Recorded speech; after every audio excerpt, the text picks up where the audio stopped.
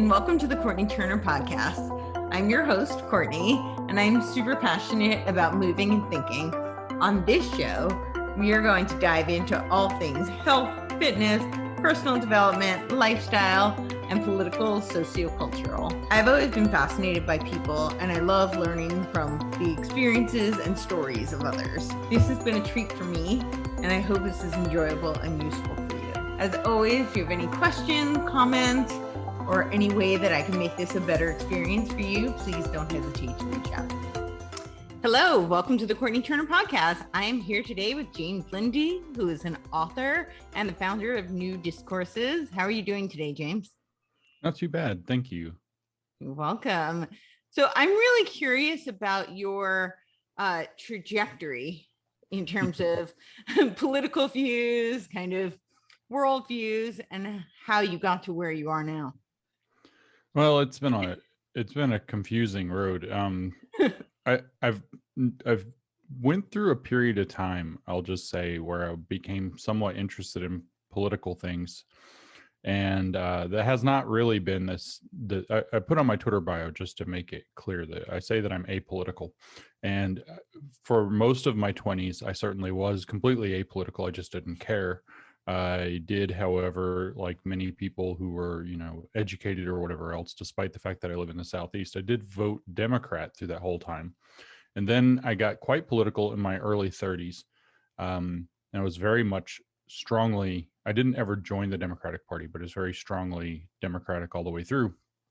And then in the last year or two, I've become extremely concerned with, well, actually in the last 5 years, I've been extremely concerned with what's coming out of the far left. And in the last year or so, I've become so distrustful of that I ended up voting Republican top to bottom in the last election, including for he who shall not be named, Donald Trump. Whoops, I did name him.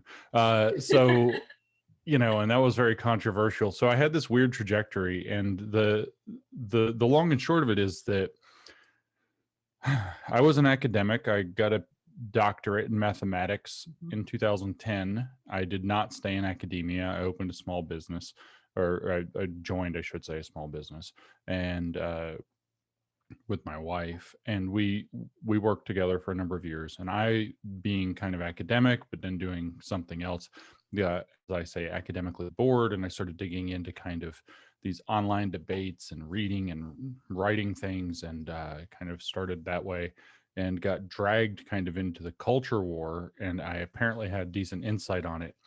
And then one thing led to another, and there's actually kind of a lot in that one thing led to another, but that led me to being pretty well-versed. I would say arguably the most well-versed in a lot of the different kind of, ideologies or the so-called theories like critical race theory that are all over the place in the world today.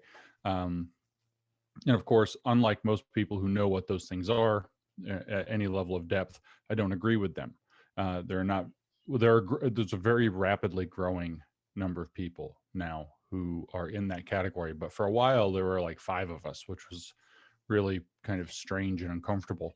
And so I didn't go into the whole nitty gritty of the trajectory. I think that, we could get into a lot more details of what landed me in this, but that's sort of the big picture.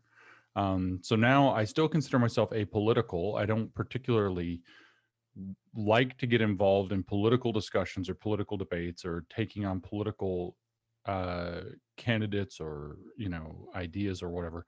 But the nature of what's going on, where we have at least one of the 2 political parties pushing these ideologies that I am well versed in, pretty vigorously, forces me to talk about it some. But mostly I'm interested in the ideas, the history of the ideas, the nature of the ideas, how the ideas play out in reality when they impact reality. And if I never had to talk about an actual political thing in my life, I'd be happier. I totally understand that. And I think that that's one of the things that Antonio Gramsci actually got right, is that the culture is really where it all stems from. And that's, where the, Breitbart said politics is downstream from the culture. So, and I think, I was a philosophy major, so I think the ideas are way more interesting because candidates come and go, right? So, Right. and they're all human and deeply flawed. So we can idealize them as much as we want, but they're never going to do everything that we want them to do. Right. Yeah, I'm kind of interested and excited to hear. I didn't know exactly where I was going to end up going with this, so that you've dropped Gramsci's name already is pretty exciting. That's going to loosen me up quite a bit to talk about these things. I didn't know what kind of audience I was stepping into. So, Awesome. yeah. I'm excited too. So you've done some incredible work with critical race theory. So I'm really curious to hear you kind of explain, maybe do a little brief summary. I think most of my audience is familiar with critical race theory, but maybe a brief summary, but also of how critical race theory got to where it is today and how it's tied to this wokeism. Yeah, okay. So critical race theory, the wokeism part's the easiest. Critical race theory is in fact one of the kind of main dimensions of what we might call wokeism. There are, depending on how you want to count them, there are probably somewhere between 6 and 10 main dimensions of it. And the critical race theory one is by far the most prominent. It is in fact also where the term woke arose, sort of. It arose in, kind of grassroots activism and got co-opted by people who were pushing critical race theory narratives and ideas. And now the people who we would describe as woke do not like to be called woke because it has become a identifier for them. But what woke means is awakened to the, as they would put it, true nature of the systemic power dynamics of reality. In other words, what the critical theorists referred to as having critical consciousness. And that critical consciousness is now rooted not in the kind of anti-consumerism that you would have seen from the neo-Marxists, primarily, in the 50s and 60s, but rather in identity categories. So in critical race theory, it's racial identity categories, but within queer theory, it's going to be gender, sex, and sexuality related identity categories. And so you could say like the trans movement, the trans activism movement, as a kind of subsidiary of queer theory, is another dimension of wokeism, and there, like I said, there are several. So what critical race theory is, it arose actually out of critical legal studies through people who are ultimately neo-Marxists and identity politicians who wanted to remake, as they say, to be charitable to them, the relationship between race, racism, and power. They describe, not for a theory, it's kind of strange that they describe it as a movement. They say that critical race theory is a movement. And it's an activist theory. Yeah, exactly. There's I'm not even quite sure, other than to say that it's an activist theory, what it would mean to say that a set of ideas or a way of studying the world as they claim that it is when they're put under pressure, an analytical tool. What does it mean to say that an analytical tool is a movement? So they're lying about what they're doing. They're masters of manipulating language, and we can discuss that as well. No, that's exactly right. And so this comes, if we talk about critical race theory, if we drop the R word out of the middle of that and we just have critical theory, that was outlined in the 1930s by Max Horkheimer, and Horkheimer laid out a very difficult to read but fairly clear description that's been boiled down by other philosophers to that a critical theory has to have a idealized vision for the world. It has to explain how the world does not meet or head toward that idealized vision, and then it has to inspire social activism. In other words, as Marx had it, you have to wed theory to praxis, and that's an absolute necessity for a theory to be considered a critical theory. So if we're going to have a critical theory of race, so now we can put the race word back in the middle, critical race theory, it has to be activist driven. It has to be a movement. It has to focus on, when they say changing the relationship between race, racism, and power, it really has to be about change. That's what the point is, not to understand the world, but to change it. That's the difference between traditional and critical theory. But back in Marx's old words, Horkheimer said, that there's a difference between understanding the world and working to change the world for social change. And he called those differences traditional and critical theory, respectively. And so that's really where it's coming from. People don't necessarily understand. I can actually, because I've had to do it so many times, I can quote a few things from memory from their book. So the first paragraph of the textbook, called Critical Race Theory: An Introduction, which is by Richard Delgado and Jean Stefanchik. It's kind of a pretty standard textbook in the field, probably junior level undergraduate, is it says in the first paragraph, unlike traditional approaches to civil rights, which favor incremental and step-by-step progress, critical race theory questions the very foundations of the liberal order, including equality theory, legal reasoning, Enlightenment rationalism, and the neutral principles of constitutional law. And whenever you say, I say that fast, you're like, huh? And then we listen to all of those words really slowly, you're like, wait a minute. Unlike traditional civil rights, question the foundations of the liberal order, reject equality, reject what is legal reasoning? Legal reasoning is rule of law. Reject neutrality in constitutional law, reject Enlightenment rationalism, this idea that even though we are intuitive and emotional animals that form, social bonds, that we should set aside the ability, we should be able to set aside that to use reason and evidence to answer hard questions. That's Enlightenment rationalism, and that we call that into question. A few pages later in the same book, they say that critical race theorists are highly suspicious of another core liberal mainstay, namely rights. So they don't really believe in rights either. They don't think in terms of individuals. They think in terms of racial collectives.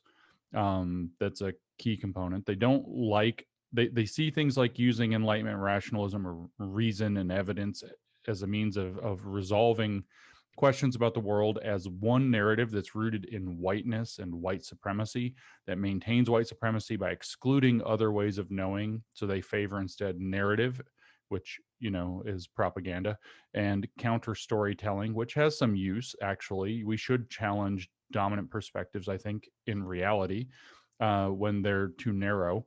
But to take that and say, no, wait, we're just going to supersede that over evidence. We're going to supersede that over reason. And we're going to say that reason and evidence are racist constructs meant to keep racial minorities down, is preposterous. So it's a really horrific ideology that thinks about race all the time, that thinks that racism is the ordinary state of affairs in society and relevant to every circumstance, whether that's an institution or an organization. You have now colleges, or whatever, admitting we're an institutionally racist organization and always have been. Like, oh my God, what are you talking about? And they think their solution, is to bring back segregation. I mean, we're actually doing this. It's even crazier than that, because they've deluded themselves with this whole power dynamics thinking. So you have to understand with these critical theories, they think wholly, that systemic thinking, that they think wholly in terms of power dynamics. Yep.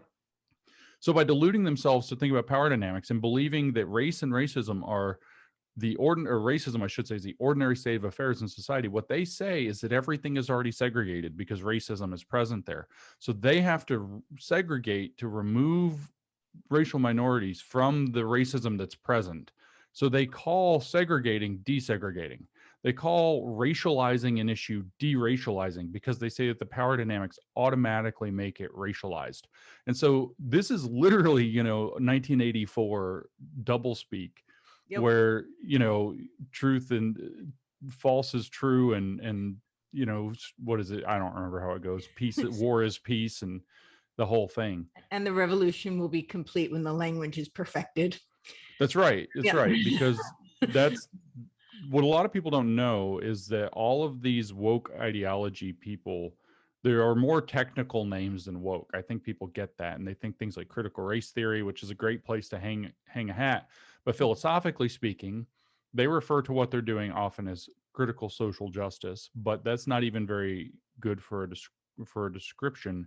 Right. The technical term is critical constructivism.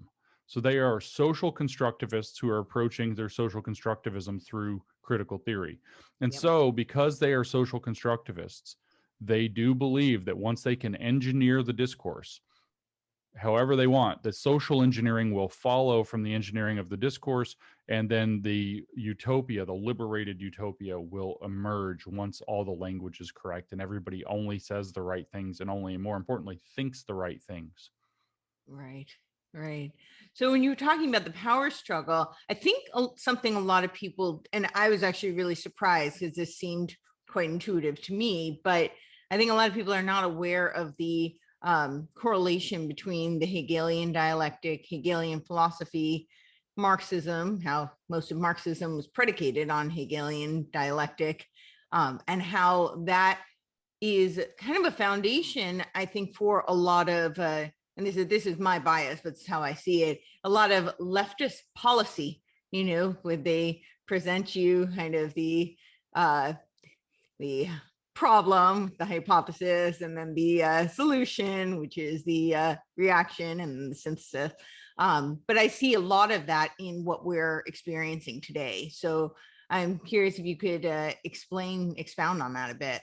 No, it's exactly right. The entire, I think a good way to phrase it is the operating system. You think like your computer, the operating system of leftism since Hegel, or probably since Hegel died, has been, because it's not clear to me which side of this Hegel, and it's not clear to me anything about Hegel because he's so difficult to understand and read. But which side of this Hegel fell on, I'm not clear at all, because he worships people like Napoleon and things like this. There are two movements that came out immediately, but this Hegelian dialectic in a narrative-driven frame is the operating system of the left since around Hegel's death. Because right after Hegel died, there were two main schools of thought that picked up Hegelian ideas, which were the old Hegelians, who were super conservative, and the young Hegelians, who were super progressive. And the old Hegelians believed that what Hegel had done was outlined a description that the Prussian state of the 1830s was the idealized, state with the perfected or realized absolute. The Weltgeist had become the absolute at that point. And the Prussian state in 1830 was the perfected society. And that's what Hegel was actually doing, was describing why that was the case. And the young Hegelians were, I think, more to their credit, to be honest, saying, wait a minute, that can't be right. There are still problems. And that's a very reasonable thing. But then you have these guys that just went totally nuts with like, oh, wait, these are weapons, these are tools. And so Feuerbach picked it up and started cooking up all these very kind of radical activist type philosophies. And Marx was a student of Feuerbach and then said, hey, it's not really about ideas, it's about economics. Economics shapes ideas. Plus, I'm angry at society, so let's tear it down. I'm also angry at God, so let's destroy him. He even said things like that. And so he devised dialectical materialism out of the Hegelian dialectic as applied to the, as he saw it, class struggle between the site of conflict was the class struggle between the lower classes and the upper classes. And a lot of people, everybody thinks with Marx, they say, oh, bourgeoisie versus proletariat. But the proletariat is actually, for Marx, an awakened working class. It's not just the working class. It's when they have been awakened to their class consciousness, and then they're going to become revolutionary agents. But all of this, whether it's Hegel, whether it's Marx, whether it's the neo-Marxists who are like, this is mostly right, but Marx got too lost in the economics, so let's take it back to the realm of culture, therefore ideas, and make it more Hegelian, but still very young Hegelian radicalism. So they're pursuing liberation, whether it's these woke people. All of them have the same idea, which is that if you just get everybody on board, you don't have to know how. In fact, it's nobody's business how. If you just get everybody on board and believe that the utopia is coming, if everybody has the right ideas and we use this dialectical process to keep refining things, the utopia is basically at hand. We just have to do it. And this is actually a part kind of Hegel's idea as it's been interpreted, especially by the young Hegelians. For Hegel, it was interacting with ideas in the world that brought out their contradictions, that caused people to be able to see those contradictions and seek that synthesis, right? So for Hegel, you can see it as a very systemic philosophy. Like, I have no idea, or systematic philosophy. I have no idea where his politics would have fallen with all of this. Marx's are much more clear because he weaponized the ideas from Hegel. But what you had was this idea that people are going to interact with these ideas of the world. And there's this kind of this corkscrew idea that he had, corkscrewing through the trajectory of history. And so you have the ideas of the world feed into the politics of the world, and the politics of the world create the spirit in which people live. The spirit of the times would be zeitgeist. The spirit of the world is the Weltgeist. And these are the Geist is what he was really about. And for Hegel, the idea was that when you do this long enough and you spiral through history long enough, eventually the ideas perfect themselves. The Weltgeist becomes aware of itself and becomes no longer the world spirit, but the absolute spirit. And a utopia of a perfected state operating with perfected ideas now reigns. And this is the metaphysics that Hegel laid out, that Marx turned into this, 6-stage progress of history that culminates with a communist utopia. When after so for Marx, it was, you have stage 4 out of the 6 is capitalism, and it goes to a late stage of capitalism, very industrial capitalism. And this gives way to the proletariat realizing its exploitation, forming a new government that they control, that's a socialist state, which is a managed state that now has the consciousness of heading toward communism.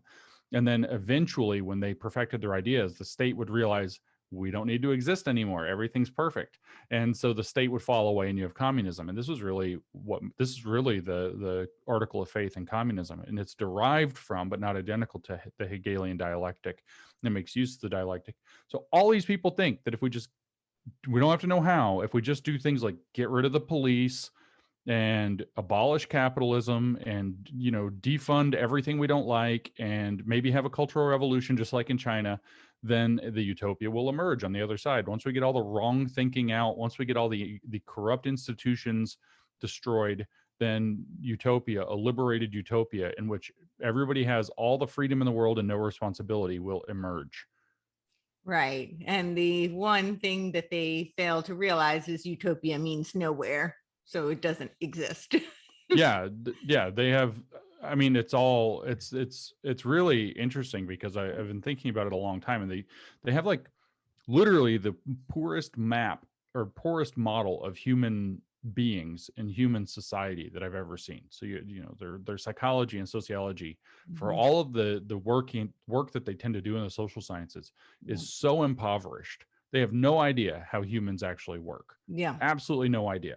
They have no concept of what motivates humans, what makes human life satisfactory, which is why then they have to insert these ideas, which you can read in Herbert Marcuse's essay on liberation, which you can read from Lenin and Stalin talking about the new Soviet man, where man has to be changed into some new form to accept the communist or the liberated utopia, because currently, he is not ready for that. And so there's all these weird ties to eugenics at that point, which of course starts justifying the murders. And it's really it's stupid, but in a dangerous way, kind of philosophy. They just don't understand how things work at all, and feel like they have no obligation to, because their core article of faith is, if you just their core article of faith is that the natural state of the universe is utopia. And so there are things preventing us from being in utopia. And if you just remove those things, like police, then we'll be there. Right. Yeah. It's a very flawed, and it's interesting as you're saying, and I'm thinking about, there's a lot of talk about the theory of transhumanism. And if you think that this is really the, genesis of that, because they reject the premise of human nature because they don't understand it. And so they feel it needs to be changed and molded into what they think it should be in order to create this utopian society.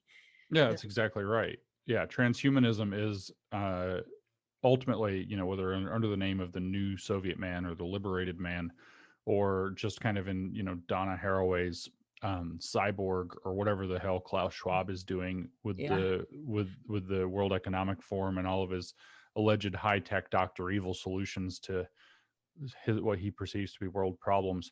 Like, transhumanism is at the heart of all of that. That is actually, it has become, where the new Soviet man was one thing and the liberated man was another. It has now become definitely that, by interfacing man with machine, we can actually finally achieve this by fundamentally changing what people are. So if we put a, computer in people's brains, like kind of literally like Neuralink, we put a computer in people's brains, we can prevent them from thinking the wrong thoughts and basically hook them into the grid, the matrix. And everybody will think the same things, because we'll program what they think, then everything will be fine. Yeah, that's really horrifying. I'm curious. You did a really interesting podcast about Lysenko's how did you say it? Lysinkoistic medicine? Medical Medical Lysinkoism. Lysinkoism. That's it. Yeah. Yeah. And I thought it was incredibly profound and absolutely what we're experiencing. So I'd love you to talk about that. Yeah. And how it relates to kind of COVID and what we're experiencing now. Yeah. Yeah, I'm fairly angry actually that my education did not provide the name Trofim Lysenko to me. I don't know when I first encountered that name, but it was probably within the last 5 years. I personally, I was like, I was really fascinated with Greek mythology as a kid, but I haven't thought about it in decades, literally. So yeah. For me. So Trofim Lysenko was the Soviet agriculturalist who led to the starvation of 100 million people between the Soviet Union and China, who decided also to, like, after the catastrophe in the Soviet Union, Mao was like, great idea. Let's have a great famine. Why not?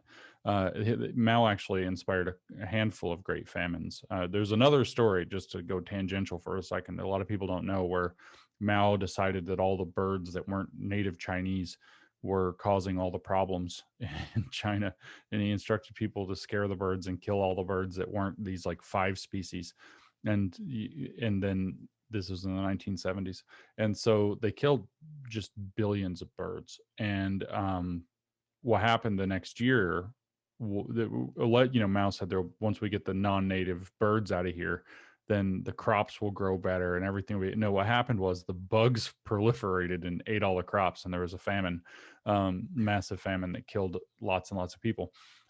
So it's like, these people have really dumb ideas, but Lysenko's ideas were a complete repudiation of both biology, especially like the theory of evolution, and genetics, and his rejection of what they consider to be bourgeois agricultural theory. And so he had his instead communist agricultural theory, which was completely ridiculous, that, plants of the same class won't compete with one another. So then they would plant their crops too densely. They believed that it was possible, if you made the conditions right, for one plant to change into another. So they could plant really low grade, cheap grain, and it would eventually grow into the highest grades of wheat and barley if they just complete nonsense. But it was enforced by state power, to where if you disagreed with Lysenko, if you were a scientist or an agriculturalist or a farmer, you'd get killed or silenced or carted off to a gulag, or thrown off to Siberia to freeze to death or whatever. And they killed many, many thousands of people, hundreds of thousands of people who disagreed with Lysenko's ideas, which then led to massive famines and people starving to death, which is horrific. And what I argued in this recent podcast is that the biological science that we're doing we're making the same mistakes with in the West is not, at least not yet, agriculture. Although I do think that we're going to see some like force toward plant-based and bug-based diets that are going to have similar impacts. We will see probably agricultural or food system Lysenkoism coming if we don't put a stop to these idiotic ideas. But right now, what we see primarily is medical Lysenkoism, and we're entering into a very, this was an experiment that was run in the 1930s to disastrous results. We're now entering into a phase where in history where we are now using medicine as a justification for tyranny, under a lot of what's going on with the COVID policy, for example. But also with this racism as a public health threat, therefore let's reorient medicine around this concept of racial and other identity-based equity, which is ultimately ethno-communism. And so when you have issues like this coming into play, where we're now going to prioritize access to vaccines, we're going to prioritize, we got a teaching hospital in Boston that's underneath Harvard University that's literally enacting a plan to prioritize access to care based on race. Now, so if you're a racial minority whose race has been historically excluded, you get not only prioritization, but they're going to actually, if you read the thing that they wrote, the doctors doing this that they wrote, they're going to actually just start putting those people into, advanced cardiac wards and things like that. Whereas if you are, say, white or Asian or whatever, where there are very low incidences of these problems, well, you can wait and or not get admitted at all. And so this is an alarming level of abuse to achieve what they call health equity, which is equal outcomes in health across identity categories without any necessary understanding of why there are disparities in those outcomes. There are incidents that I don't understand, not being a physician myself, where there, for some reason or another, are disparities that can be, I mean, there's better levels of granularity probably, but race plays a role, for example, in something to do with kidneys under certain kinds of treatments. And there's been a relentless push to get the race-based analysis taken out of that, which will kill one side or the other of the coin. It's for Black Americans, or Black people in general, have a different reaction to this treatment, and so their numbers are different in their kidney. And so when you're doing the treatment and tracking, I don't know the details, I'm not a nephrologist, but when you track the numbers of the kidney, it's like you actually do have to give different treatments. And I don't know why. That's not my area of medicine. So if you throw that out now and give one protocol, you either pick the protocol that works for Black people, or you pick the protocol that doesn't work for Black people. And whichever one you pick, the opposite group is getting harmed. So this is where Lysenkoism in general then is the idea of sticking ideology into a science and overriding neutrality in science in order to uphold the ideology. And so here the ideology is racial justice or racial equity or whatever. And so we see it in health equity. We see it in like the push to, where they're throwing away all these vaccines. Not that I particularly want the vaccine myself, but they're throwing away all these vaccines because, white people might get them, and they haven't vaccinated all the Black people yet who don't want them. And, these things are just idiotic. And then simultaneously, we have the aspect where now we're actually literally doing medical experimentation on people via a lightly, I won't say untested technology, but it hasn't been any long-term testing. We don't know for sure what's going on with it. And there's these attempts to either coerce or force people to become. $1.5 billion was set aside by Congress to do a vaccine confidence campaign. Right. Yeah, exactly. Yeah. I saw that. And they were going to like advertise it on NASCAR so they could reach conservatives. Like, that's not going to backfire.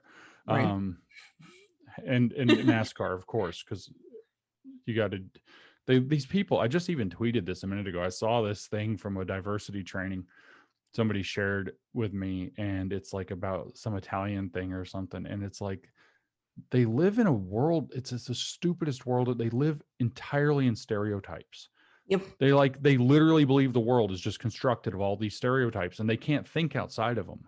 But then they're able to use their woke magic powers to project the stereotypes that they live within onto everybody else, and claim that the rest of the world, which does not live in these, lives in these stereotypes. If you've ever read Ibram Kendi, the How to Be Anti-Racist guy, that's his whole book, or both of his books. It's just one example after another where he's like, here's this stereotype about Black people. All white people believe it. We need anti-racism. And it's just comical how, I mean, it would be comical if he wasn't being given tens of millions of dollars and huge prestigious appointments and tied into hospitals and colleges and the Southern Baptist Convention of all freaking things. But it's like, they're just projecting they believe the world is constructed of these idiotic stereotypes, and they just project that out into the world and then force us all to participate in this nonsense. My favorite, sorry to interrupt you, my favorite is Peggy McIntosh when she talks about white privilege. And she gives the example of how, when she goes to the drugstore, she can buy Band-Aids that match her skin tone. And I was thinking, that's really interesting. I've never, I'm not that weird shade of pink or that like super, super white. So, but who really has privilege? Smurfs. Because they always have blue Band-Aids. So I think we should be talking a lot more about Smurf privilege. That's true. We need to, there's the blue people of Kentucky too. Have you ever seen this? This is real. The blue people who took too much colloidal silver and they turned their skin this kind of grayish blue color. Yes. Yeah, that was horrifying. Yeah. So you're right, though. We need to have, I mean, Macintosh All right, is such I'm making light of it, but I mean, that's how absurd it is. It's like, it is. Well, it smart is. privilege. Why aren't we talking about this? Smurfs really have privilege now. Well, I mean, it's somehow going to be racist or whatever as well. So, because they're blue skin tone or something. So we're going to have to cancel the Smurfs soon. Yes, it's true. Yeah. Along with everything else. Yes. So I'm curious what your thoughts are on how we can battle this. This seems to have, their argument was that there's systemic racism, but I would argue now that there's this systemic wokeism really is seeped into everything, and you can't battle it interpersonally in your personal life. You can't battle it in corporations. It's in academia. It's all the 5 pillars of society that Lenin talked about. It's in the long march through the institutions. We're here. So what are some of your thoughts on what we can do? I think freedom is really in jeopardy right now. Freedom is in jeopardy. It's very much in jeopardy. It's really interesting. What I've been noticing, you have to understand that they don't have the argument. They don't have the evidence. Mm-hmm. And what they have is a lot of like name calling, and they're very effective at doing the name calling. And they are very effective at speaking. Like if you read their statements that they put into an institution, they're like first of all, they're very, as they say, copy pasta. They're basically the same thing over and over and over again. And they're very aspirational and vague. And once you start, if people actually just adopt the courage, and especially now, because people are getting very mad. Like a year ago, when it was like there were 5 of us talking about this, it was very frustrating. Now it's sort of exciting, because everywhere I end up hearing people say, I spoke up. Whereas a year ago, it was, I got dogpiled, I got fired, I got, reprimanded or whatever, or nothing happened. Now I hear somebody speaks up and they're like, and 50 people started yelling behind me. Yeah. So it's like people are waking up enough. And it turns out that actually a lot of people believe that it'll go badly if they speak up. And a lot of times it actually goes the other way now. This may not be the case in very like blue bastion places, but if you do things like, okay, you've got your vague aspirational anti-racist diversity statement you've put out. What does it mean? What does this mean? Like, how does this go? And you try to pin them. And then if you have things to say back, like if you don't know how this works, we should not do it. Does that not make sense to you? And then now that there's enough people who will kind of come in behind you, there's silenced. It's silenced. They are silencing themselves. Majority of people who now see this as a problem, and they won't speak up until somebody else speaks up. So if you speak up and you ask those kind of questions, you challenge this kind of stuff, actually the pushback is starting to work. It's harder in corporate governance because they've cooked up these idiotic ESG scores and all these different metrics that have to do with how much your business will be valued on stock exchanges and things like this, that you have to comply with. And they're trying to force it in that way. And a lot of the corporate leadership is all bought in on this stuff. But standing up outside, I mean, it's hard to say within corporate environments, but outside of corporate environments, there's a lot more action you can pull. And if you get blown up, there's a growing body of journalists who are now ready to tell your story and amplify your story. So taking a stand is working. I actually saw a video the other day where the public health official, which like came into some restaurant or whatever, and they're doing their little will COVID and blah, blah, blah. And everybody's kind of like, and then all of a sudden this guy is like, you need to leave. And then the whole crowd starts yelling, get out, get out. And it's like, this is the thing. Until that guy spoke up, people would have just went along with it. As soon as that guy spoke up, all of a sudden they had people like yelling at him, and the manager of the place came and eventually kind of pushed them out, not physically, but just kind of got up close to him and said, you need to leave, you're trespassing. If you don't have a warrant, you need to get out. And this kind of thing is now starting to work because people are aware that something's badly amiss. I talk to politicians a lot now, and they're telling me that if they talk about getting critical race theory out of the schools or getting it out of workplaces or getting it out of whatever, that the energy of the crowd goes from, medium to off the chart high. There's a ton of groundswell enthusiasm to challenge this stuff now.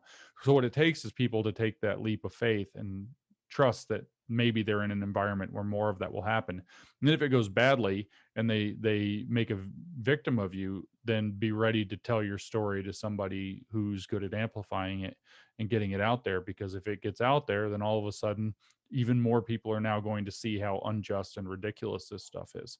um, it is very difficult to figure out how to deal with the march through the institutions. But the thing is you also have to be not afraid to you know what, stop trying to save this faceless institution.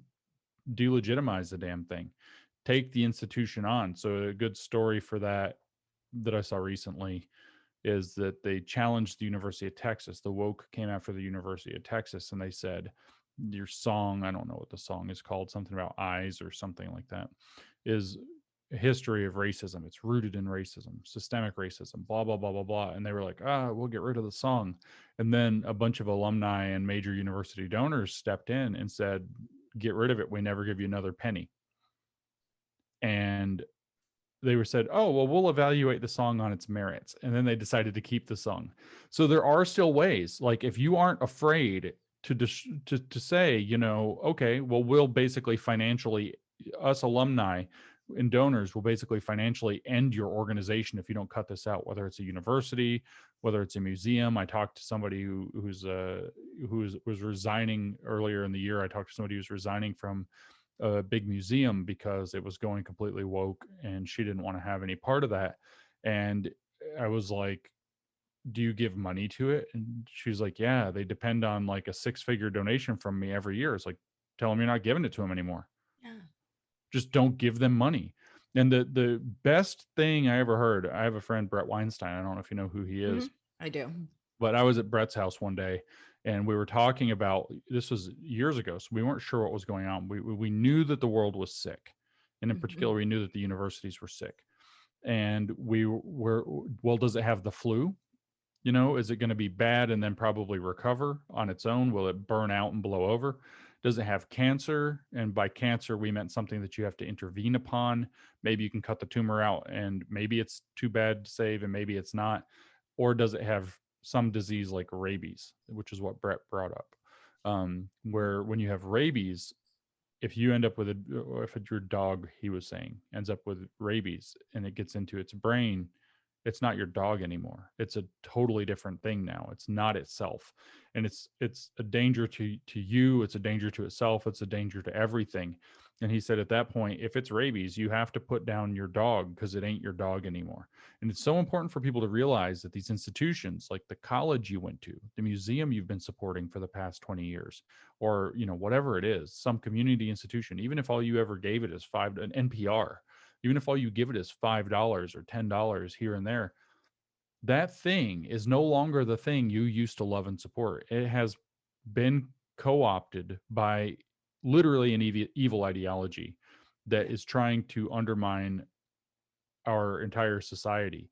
Do not give it money. It's the closest thing. You can't go you can't go shoot your dog in this case, but you can not feed it, right?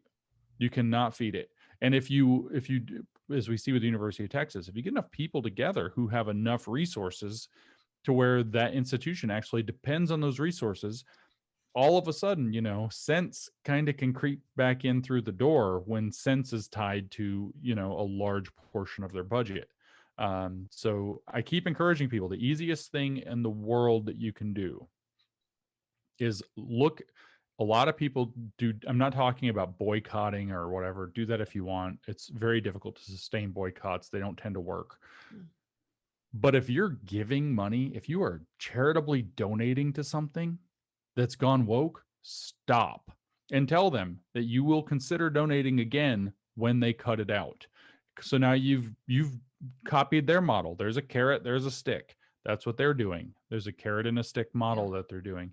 And just replicate. I'm not going to give you money to tear apart our society. So the easiest thing you can do is just stop all charitable donations to anything that's been corrupted. Yeah, I love that. It costs you nothing. You save money. Yeah, exactly. And I agree with you on the boycott. It's not particularly effective. I think boycott, in a sense, can be a strategy, but boycotting is not necessarily going to be. I mean, maybe you can do it against something like Ben and Jerry's where there's lots of options, right? Right. You know, they came out and said some ridiculous thing about getting Yes. rid of police again. Well, I mean, they come out and say something absolutely insane every, like, I don't know. 6 months, So more yeah, often, I every think. Yeah. 6 days, I think. Yeah, And it's just like, probably. I was going to say, well, just buy Haagen-Dazs, but then I thought, just don't buy ice cream. Like, just go exercise or something. Exactly. Yeah, right. Which brings me back to my next question. So I love that way of standing up to critical race theory, and to some of this woke theory that is really just ubiquitous. How do people stand up to, you alluded to that it is medical tyranny. I think I've tweeted this several times, like medical tyranny is still tyranny. And I think that is very much what we're up against right now. And people are horrified to take a stand against it. And while that's not me, I understand it. To me, it's so hypocritical. The American, so I've been talking a lot about how these people who are social justice warriors, their whole premise is around victimhood, right? And the one class of people who, not to say that they are victims or they have to be victims, but the one group of people who may have a right to claim that would be the disabled community. Mm-hmm. And we're seeing the ADA be completely disregarded, completely ignored, and people with disabilities are having to succumb to things that are really detrimental to them. And most disabled, myself included, I don't consider myself disabled, but I'm visually impaired, I'm hearing impaired, I've overcome lots of medical challenges in my life. And the last thing I would ever call myself is a victim, and most people I know who have been born with physical challenges are the same way. They've spent their whole life trying to combat that, to be empowered and to live life to the fullest. And these people are facing tremendous challenges in this time, and a lot of them don't feel they have the voice to stand up and the power to stand up. But I'm curious your thoughts, not just for them, but that's one category that I find really interesting right now, but just in general, how do we fight this medical tyranny? Because I think it's really terrifying, and it reminds me of Nazi Germany in a lot of ways. I mean, there's only kind of one roadmap that works right now at all, and it doesn't matter the domain. Mm-hmm. Obviously, if you can withhold donations in some way, that's one thing, but Yeah. it is that people have to gain the courage to speak up. They have to create, there are basically the two things that work right now are public pressure campaigns and lawsuits, and they are still possible. Public pressure campaign, most people don't like this stuff. Once they realize what this woke stuff is, they don't like it. When they see it in something like medicine, they're scared. And people need to actually realize they need to be more scared of woke medicine than they need to be scared of called a name or even fired. Like, you need to be more scared of woke medicine than being fired for speaking up about it. You actually need to be more scared of woke medicine than losing your job. Like, your job doesn't matter if we're going to install something like medical tyranny or a Lysenkoist program that's going to result probably in the deaths of millions. Like, Yep. your job is pretty small potatoes. Like, so, but the thing is like I said, the ground has already moved. If people would realize that the ground has moved and start speaking up, then the public pressure campaign aspect of this, the public outcry, the visibility, the forcing news stations to start talking about it. As much as I hate the news, when you force stuff onto the news, stuff starts to happen.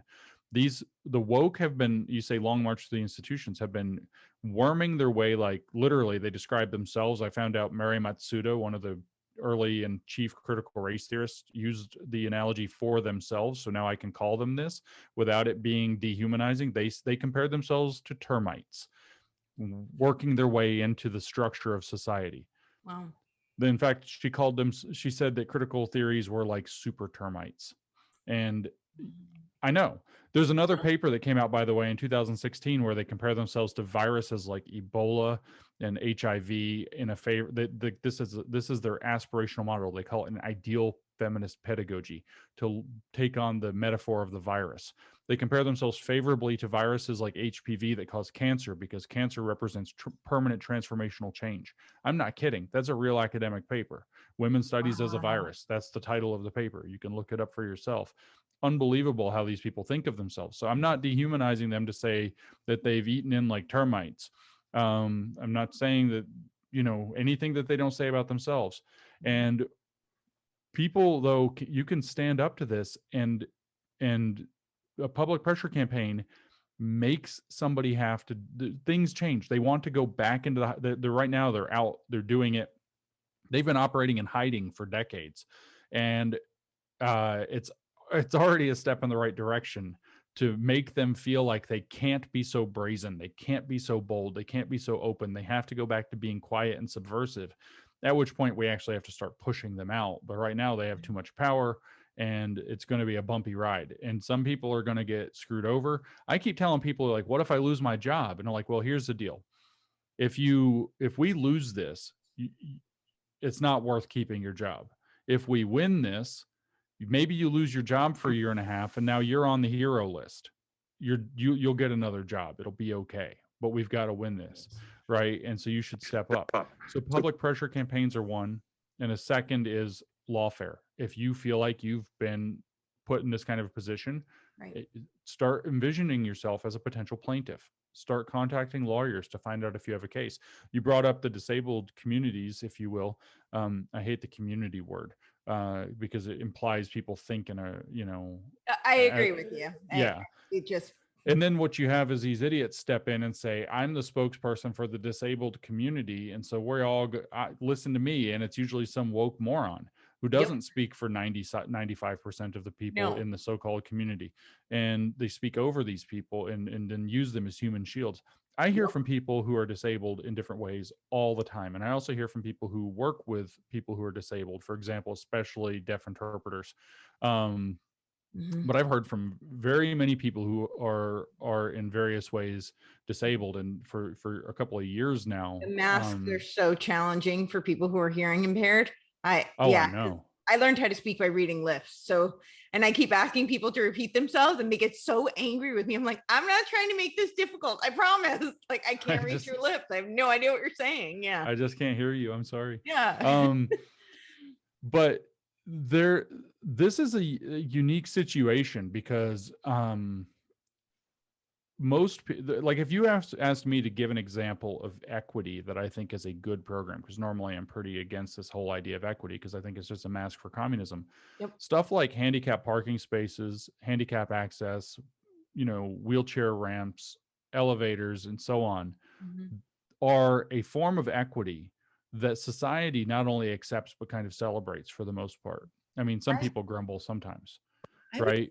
See, they're more a part of equal opportunity than. But that's what it really is achieving. The people are willing to redistribute resources when they're available to creating the ability to create access, right?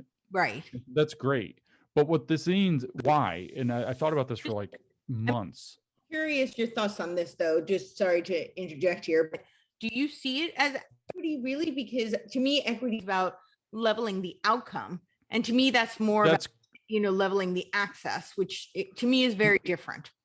No, I agree with you. That's why I say equal opportunity, but yeah, it is. It's actually, this is what I thought about it for a long time. And what it is that people will agree when they perceive a genuine unfairness, which would even include legitimate discrimination. Sure. They are usually quite content to create equal access. Very few people want nobody who's thought it through wants equal outcomes. It's a terrible idea, right? But everybody's willing to. So with the disabled community, communities. There is a unique opportunity though, because people do recognize that given the choice, most people who end up, and you can't say all, but most people who end up in a category that is disabled probably wouldn't have chosen that for themselves. Right. And therefore, when this is a group that when they're being legitimately victimized, people will see it and they will hear. So there's actually a huge opportunity for people who fall into these different categories, whether they consider themselves disabled, whether they just recognize that they have extra challenges, however they see themselves, to be able to step in and say, this ideology claims to speak for me. It's using us. And in fact, it's harming us. And people will hear that because the harm is real. So there is, in reality, what they call a natural moral currency to victimhood. And for a while, that's been being exploited. People are, have been, oh, we're victims of this, we're victims of that. And there's this victimhood Olympics or whatever. And now though, people are getting more, like, they've played that trick enough where a lot of people are getting more savvy. And when they see truly vulnerable people being harmed by the thing that's speaking for them, there's like layer upon layer upon layer of that pissing them off. And so there's actually a huge opportunity for people who end up in these disabled circumstances to be able to speak up and say, no, this is actually hurting us.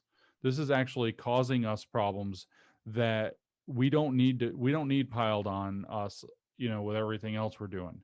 And so there's this, I hate to, it's like, so I was talking to Ayan Hirschieli. I don't know if you know who she is. She's an ex-Muslim who grew up in a very traumatically Islamist way in Somalia and ended up becoming quite influential in Europe. And now she lives in the US and is a very powerful voice. Very, very, very dark-skinned Black woman. Mm-hmm. And she and I were talking one day, and she's like, if they want to play identity politics, let them play it with me, And so there's a level of that, though, that's true. Like, the currency of the realm right now is a little bit of identity politics.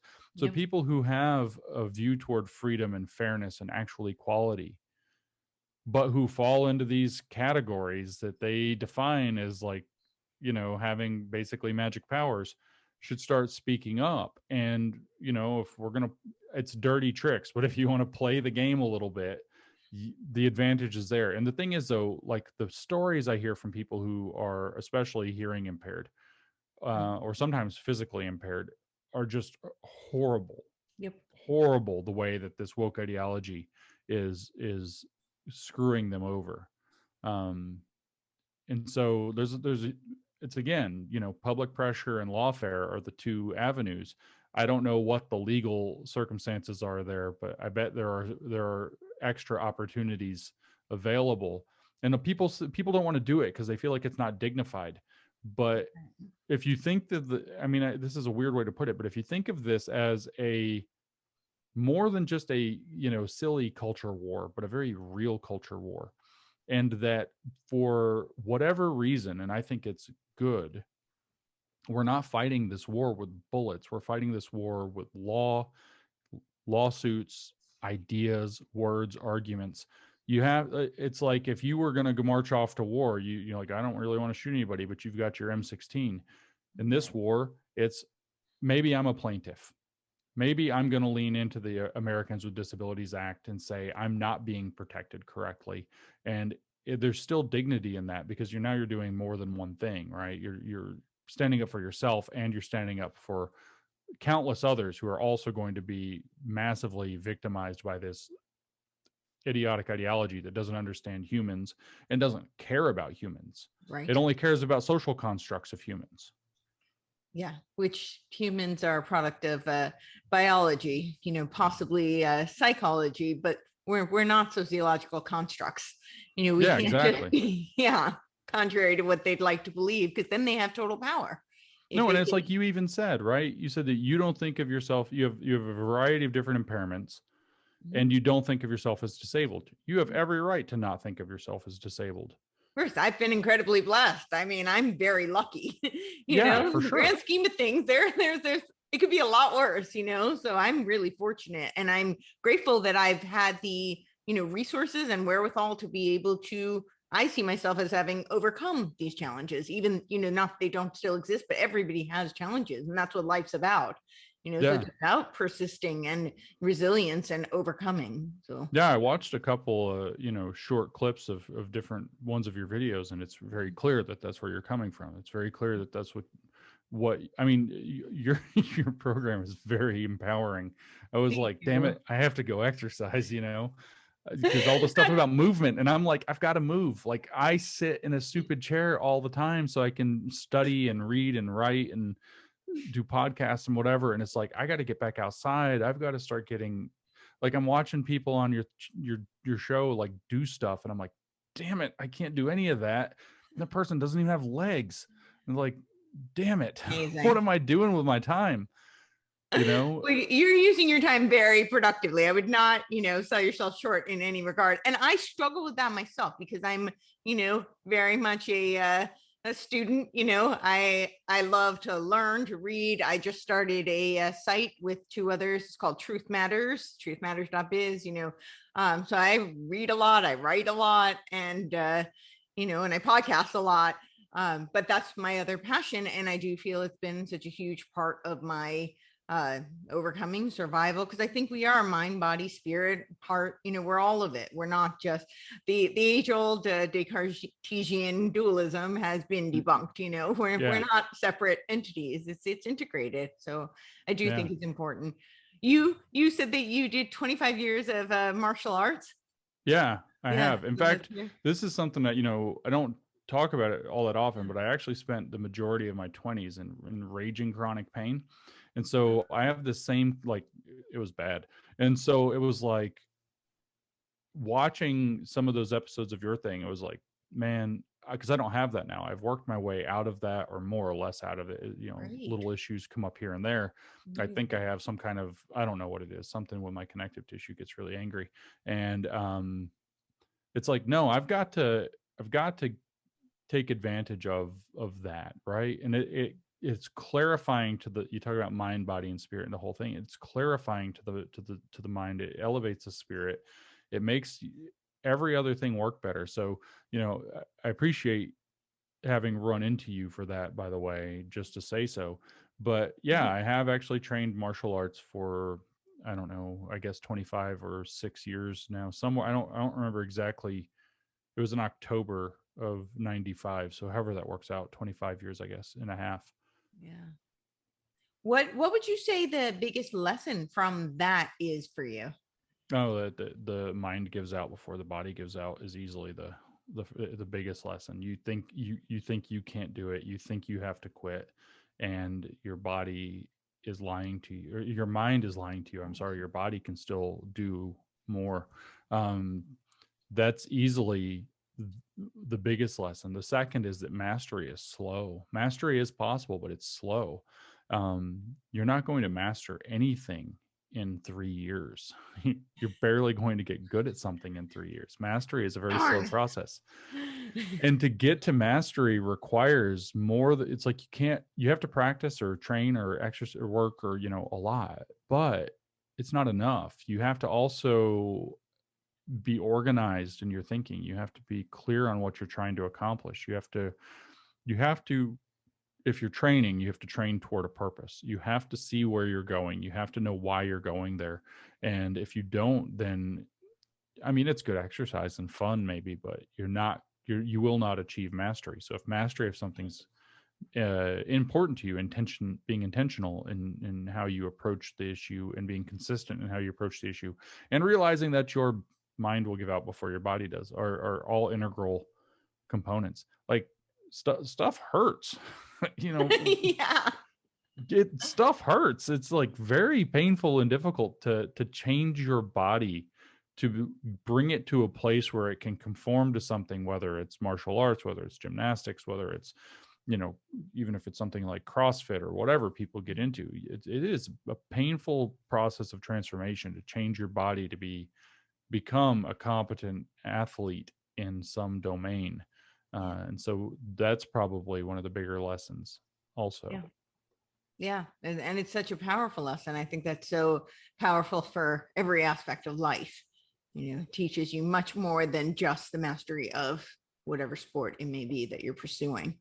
Yeah. The other one actually too is that you've got to be humble. Like, I'm lucky that I have a teacher who is like, his saying is half friends, half teacher. And what he means is when we're not training, we're friends and we can just kind of talk and whatever. But when we're training, it's very serious. It's just absolutely all business. It's very serious.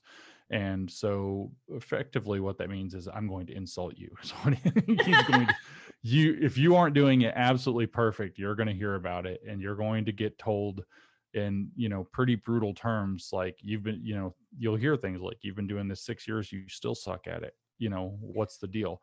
And there's a lot of if you actually want to get good at something difficult, there's a lot of getting over yourself. There's a lot of getting over your expectations that you're somehow special and going to be able to take a shortcut and achieve without putting in the effort and without having the intention. And there's a lot of humility in trying to do something challenging and difficult that takes a long time to get good at, because the truth is if you're not there, you're not there, and it's easy to lie to yourself and pretend you're there. But it's a humbling process. So learning to humble yourself before yourself, before your own limitations, and the progress, the speed at which you can transcend those limitations is another valuable lesson that I've picked up. Yeah, absolutely. This brings me to my other question for you about, so we talked about, the ideas and the culture.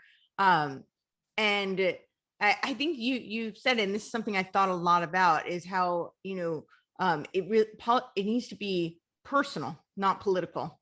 Mm-hmm. And so that brings you to really values and the importance of values. And I think that values and virtues are the key to combating a lot of the postmodern degradation and destruction that we're experiencing currently. What are your I absolutely agree. I actually think that the way that the whether it's communist, whether it's neo-Marxist, whether it's woke or whatever, critical social justice, one of the ways that it proceeds is by making people question their values.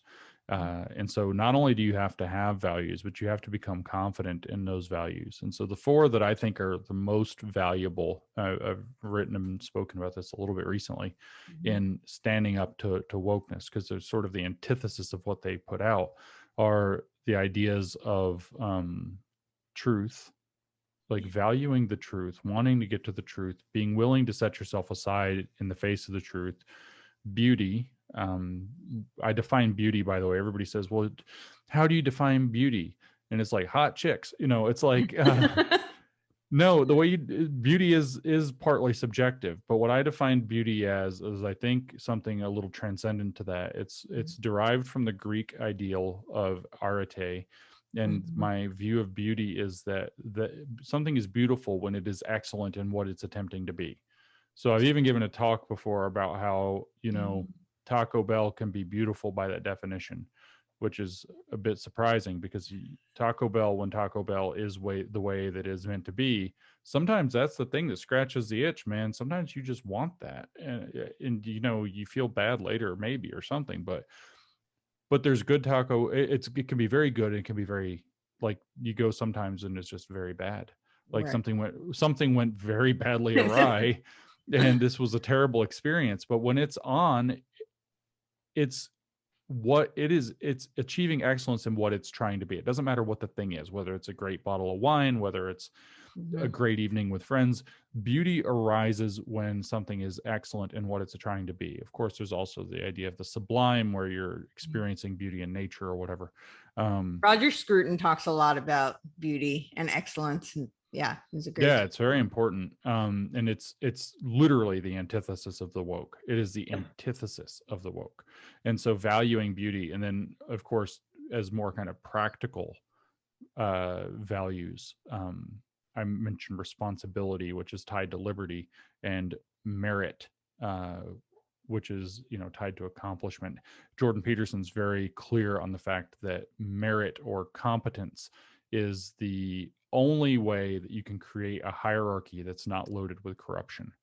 And so the idea of meritocracy is an ideal, but the goal of it is to minimize the amount of corruption in establishing a functional hierarchy. All other hierarchies are more corrupt than a meritocratic one. And so holding that up as an ideal, I think, is extremely valuable. Of course, I also have to speak into bravery or courage, Yeah. because that's what we're lacking. If there was more Short courage, supply today. yeah, because people know this stuff is wrong. People, at first, they're not sure. They're blinded by the jargon. They're blinded by the language, the tricks, the manipulation. But they also perceive on an intuitive level, typically, that it's actually quite wrong. But they still won't say a word. There's no courage.